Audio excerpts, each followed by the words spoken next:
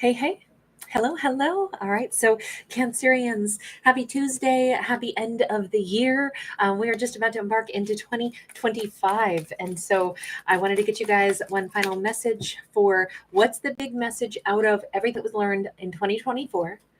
And we have the Knight of Pentacles to move or having moved through lessons slowly but consistently. 2024 was a year where I think a character should pause and be like, well done me, well done me. Hi, Violet. You love. Thank you for being here. 2024, yeah, it seemed like it moved slow, but there were accomplishments being made in 2024 that required time, required investments. 2024, just because it was slow, does not mean 2025 is going to be. I'm thinking that projects began and then they just seemed like they went on and on and on. Maybe more work popped up after we thought it was going to be a lot swifter to get something done. Projects might have evolved into these never ending cycles, romances, relationships, everything might have just been going at a snail's pace in 2024. But rest assured, it was all part of the journey of life. So 2024 doesn't really have any like, oh my God, I messed up so bad moments. In fact, if anything, no matter how little or how much it seems like a character accomplished as they reflect on 2024, the universe says this was all part of the process. This was all part of the journey of life. Just like sometimes we're stuck in traffic for 3.5 hours because of a, heaven forbid, a crash up ahead, but we're still on the path. We're still going where we're supposed to go. We just got delayed. We just got hung up. 2024 was a hang up year. Goddess of love, great to see you. Hi, Lois. All right. So, what is the most important message for 2025? Four of Swords in the reverse. Don't imagine that it's time to sit and nurse wounds in 2025.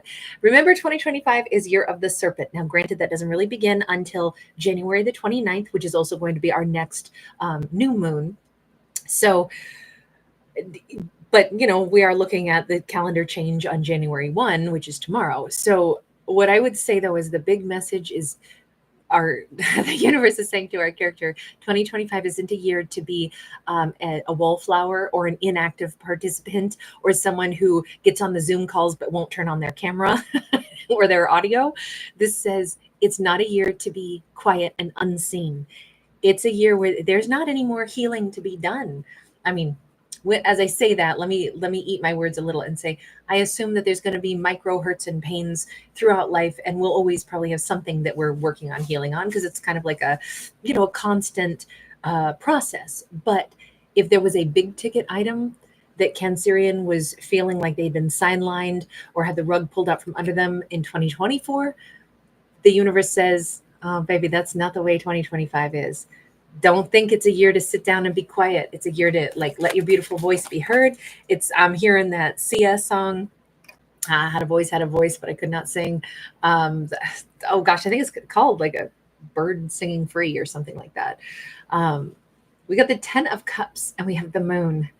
This comes, where is Colt Lineberry when I need Colt to fact check me on an artist name or a title? So many of you are actually really good at that. But Colt, Happy New Year if you're out there. Many of you are so good at calling out names for me when I blank out on an artist's name. This is a year to go get the 10 of Cups. This is a year for great love. This is a year for great vacation, possibly to Italy or Greece. This is a year for tremendous kissing babies on the head if there's new little births in the family or friends. This is a year to welcome in the birth of new things and to really celebrate the sweet moments. This is the goddess Hecate, and she's actually the guardian of the crossroads, and she's the keeper of the occult, so all things that are hidden. But what she does is she's always depicted as standing there with the torch, because she lights the way as a journeying soul crosses from one phase into the next in their life. She's usually associated with dogs, which, as we all know, dogs can be loyal, they can be ferociously protective and downright scary, but they can also denote protection. And I feel like Cancer is being very protected in 2025, whether or not they know it. They may sense that they're having a hell of a lot of good fortune in 2025.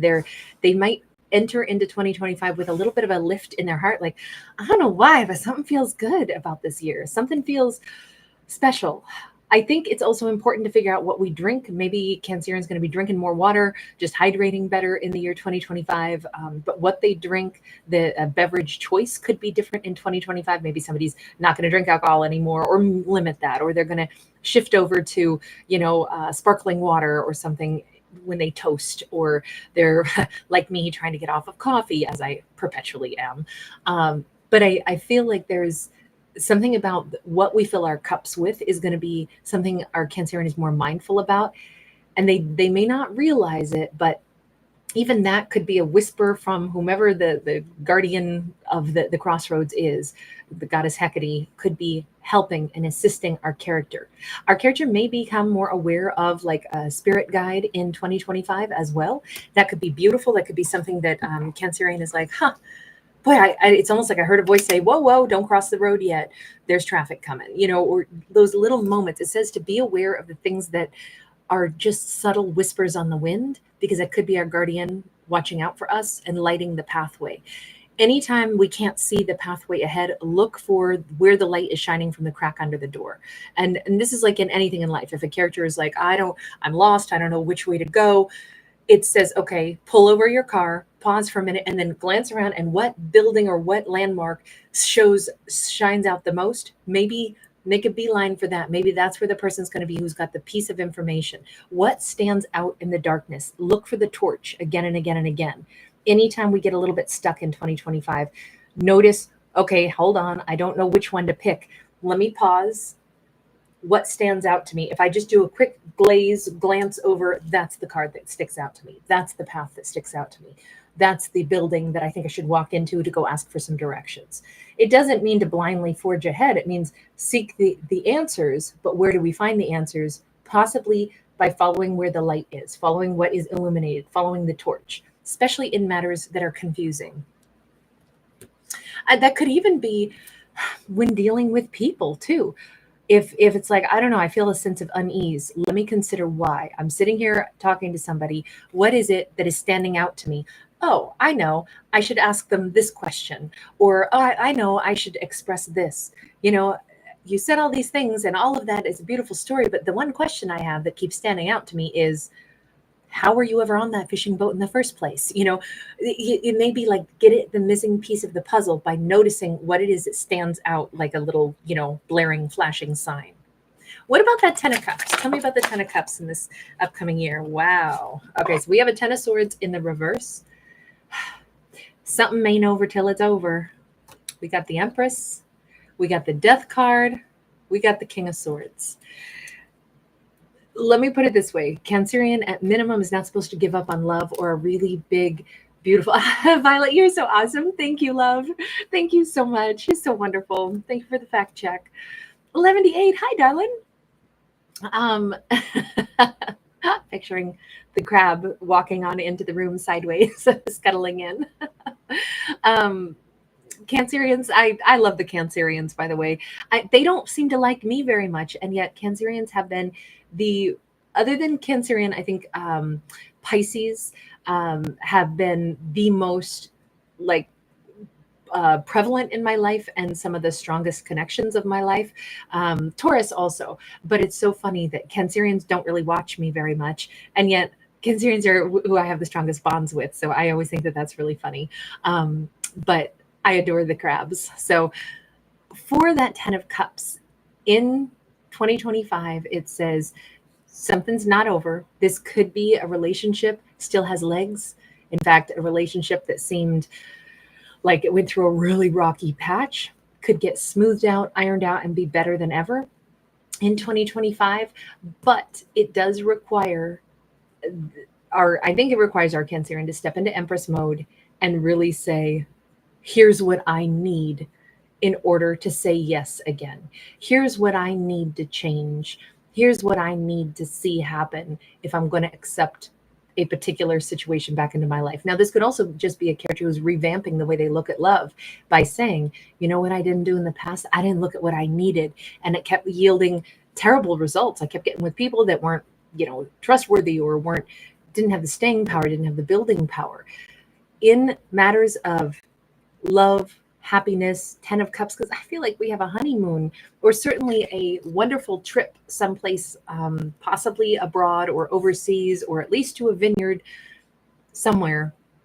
I feel like our character is going to have those happy moments because they empress up, because they say, hang on now. Why was I not having happy moments like this in 2024? Oh, because I didn't empress up enough. I didn't ask myself, what do I need to make this worth my while? What do I need to receive to make this worthy of the ticket price of going to this, fancy event at a winery? Or what do I need to receive from a partner in order for me to say, yeah, they are my 10 of cups? This says everything's changing in 2025. The expectations are way higher in 2025. Or maybe we could say this Cancerian is simply implementing expectations, specifically as it pertains to matters of truth and clarity. If Cancerian is drawn toward King of Swords energy, toward air signs, they can be a little cold, perhaps a little clinical minded.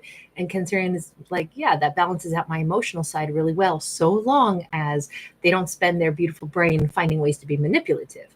The big thing is say what you need to say, good, bad, or ugly, and I can respect it. Be truthful with me at all times. And now we got something we can work with. It's almost like, especially in the case of like advisors and such also, because we could apply this not just to romance, as any matters of satisfaction in 2025, but it could be that Cancerian is, let's say this is in the workplace. We don't necessarily just want people that say yes all the time. We want people that do their jobs well and contribute other ideas and tell us the truth. Is the sink leaking in the restaurant?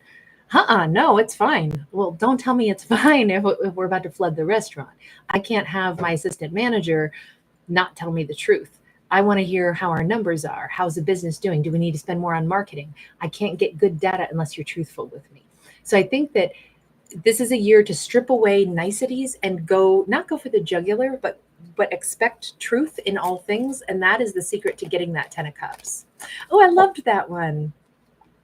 All right, you guys, I have to bounce out because I have a carrot cake in the oven that I've got to go pull out. And then I'm going to get to the other zodiacs on my other channel, although it'll have to be kind of quick hits because I have to be gone in exactly an hour. But love you guys. Thank you so much. And I'll see everybody properly again tomorrow. Happy New Year tonight, you guys. Sunny days. Great to see you, Carmen. Happy New Year, sweetie. Violet, thank you a million times. And 11D8, you're such angels. Thank you so much for being a part of my world. Goddess of love, thank you so much. Lois, have a really nice night tonight. I'll see you guys tomorrow. Bye for now.